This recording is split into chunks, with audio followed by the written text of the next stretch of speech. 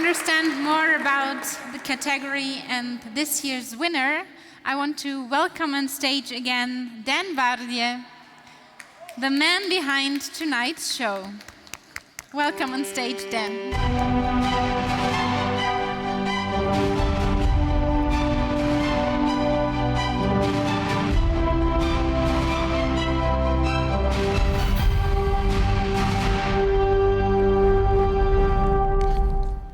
So, ladies and gentlemen, this is really a very rare moment, even for AUTOBEST. For the record, the AUTOBEST Hall of Fame is the Oscar of all the automotive Hall of Fames all around the world. It is reserved only for legends.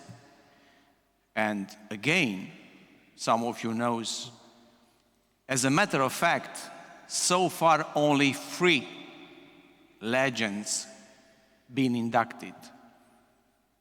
Dr. Wolfgang Porsche, the legendary Ratan Tata, and Jean Todt. And tonight, we have the privilege to have a new inductee.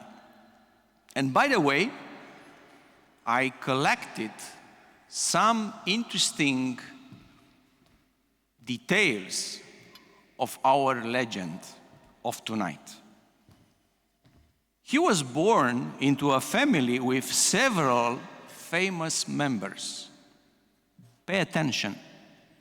He is the grandnephew of Dr. Albert Schweitzer, the famous New Testament scholar, missionary, physician, musician, and the winner of the 1952 Nobel Peace Prize. He is also the cousin of Jean-Paul Sartre, the well-known novelist and philosopher. His father served as the managing director of the International Monetary Fund from 1963 to 1973. But at the time of our tonight hero birth in 1942, his prospects were not the best. His father had been a member of the French resistance during the World War II. As a consequence, the father of our inductee was captured by the Germans, should I say the Nazis, and sent to Buchenwald, where he was one of the very few who survived the concentration camp. Although he always liked cars, he started his professional life as an inspector of finance at the French Treasury in 1970. In 1981, he became chief of staff to Laurent Fabius, including the period of this one, Fabius, being the Prime Minister of France. Our inductee worked 16 hours a day. Intelligent as well as loyal, he became famous for helping Fabius shape French government policy. Meanwhile, Régie des Usines Renault had 98,000 employees in 1984 and was manufacturing automobile that it could not sell. That was the trigger for a new mission. He joined Renault in 1986 and became Chief Financial Officer and Head of Strategic Planning in 1988. He became Renault Chairman and CEO in May 1992, and he was staying till April 2005, then President of Renault-Nissan Alliance Board from 2001 to 2005, and on April 29, 2005, he became the Chairman of Renault Board of the Directors. In 1997, by the way, and 2003, he served as president of the European Automobile Manufacturers Association, ACEA. During his years at Renault, he negotiated with the leaders of both Dacia and Nissan in 1999. He visited Pitești, met with the Romanian government, dignitaries, and entered tough negotiations to gain some tax breaks for Dacia. His negotiations with Nissan were difficult as well, even though at that time Nissan was not in a strong bargaining position. He agreed, our inductee, to invest $5.4 billion in Nissan in March 1999, and only $50 million in Dacia. That's a nice one. And he said back then, and I'm quoting him, for us, for Renault, it was a choice between staying regional or going global. 1 year later, our hero decided for another bold step, taking over 80% of the Korean new star Samsung Motors.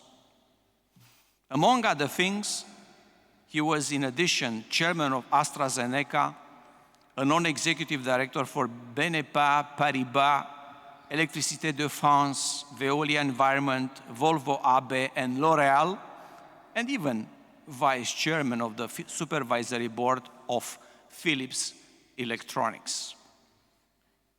He has a degree in law and is a graduate of France's Elite Institut d'études politiques de Paris and École nationale d'administration. And now, with your permission, Louis, allow me to say a few considerations which is probably a bit too personal. And I mean myself, seeing you. In Louis' official photographic portraits, he looked solemn or even stern, but he also looked as if he were about to laugh. Shy, diffident, studious, and low-key, he was a great success as a self-effacing bureaucrat in successive French governments. Even after he became the leader of one of the most successful businesses in France, he always preferred to let others have the spot. Unlike many bureaucrats, he did not believe in the benefits of government intervention in business. And unlike the usually diplomatic chief of staff of successful politicians, he said always what he thought. Amid the storms of politics and controversial business decisions, he was always remaining calm. In his leisure time, he preferred evenings at the theater or quiet forays in the art galleries to livelier forms of entertainment. Yet, as bookish as he was, he led not one, but two of the most remarkable businesses turnarounds of our era. Apart from his business career, he is also known for his philanthropic work. By the way, I found out that he is the founder of the Fondation Agir contre l'exclusion, which aims to fight against social exclusion in France. He is also a member of several prestigious organizations, including the French Academy of Technology, the French Institute of Directors, and the European Roundtable of Industrialists. In 2005, he was awarded the title Commandeur de Légion d'honneur, one of the highest honors that can be bestowed upon an individual in France.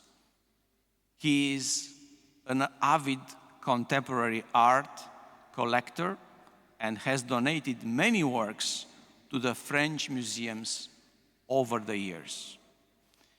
And now, ladies and gentlemen, it's the moment to invite on stage our legend, Monsieur Louis Schweitzer.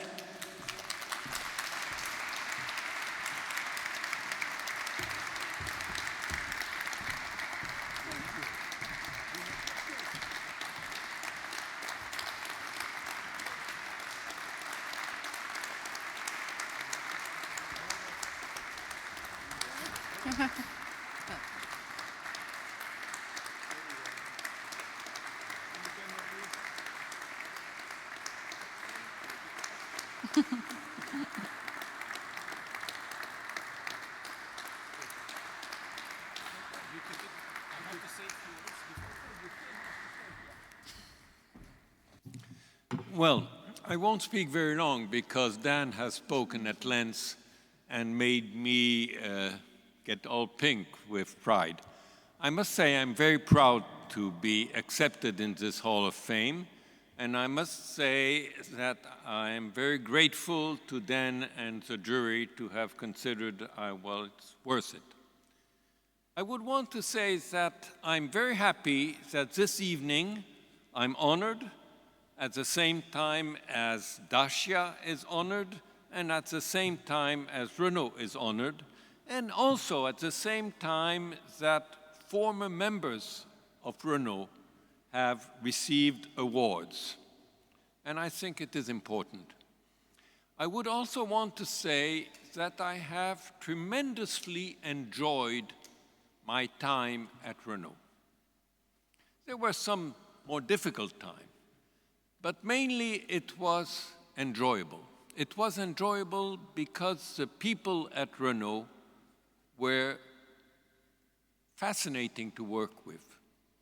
Renault is a company which has always accepted challenges, which is able to think outside the box, which does things which other companies would not do.